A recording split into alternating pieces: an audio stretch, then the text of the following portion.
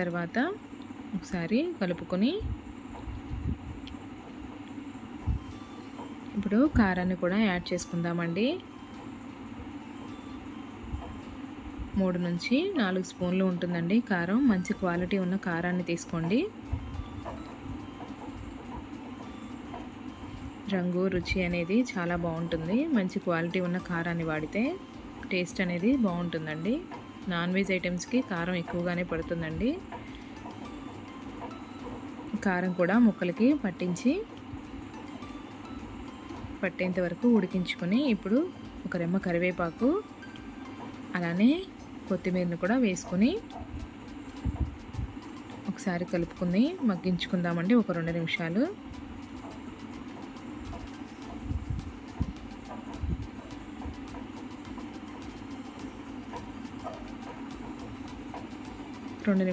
మగ్గించుకున్న తర్వాత ఒక టమాటాని కూడా మీడియం సైజ్ టమాటాని సన్నగా కట్ చేసుకొని ముక్కలు వేసుకోండి.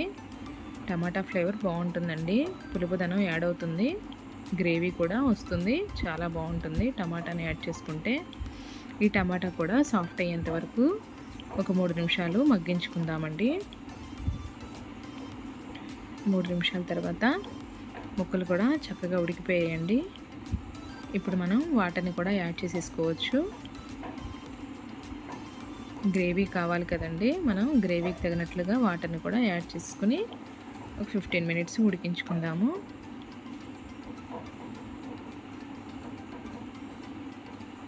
ఒక పావు గ్లాస్ వాటర్ని యాడ్ చేసుకుందామండి.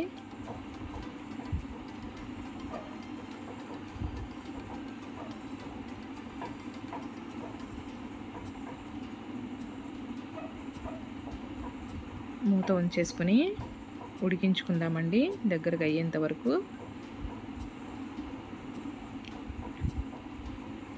5 మినిట్స్ తర్వాత చక్కగా కుక్ అవుతుంది కదండి. మంచి వాసన అయితే వస్తుందండి. నోట్లో నీళ్ళు ఊరిపోతున్నాయి. ఇప్పుడు గరం మసాలా పౌడర్ని యాడ్ చేసుకుందామండి. 1.5 స్పూన్ వేసాను.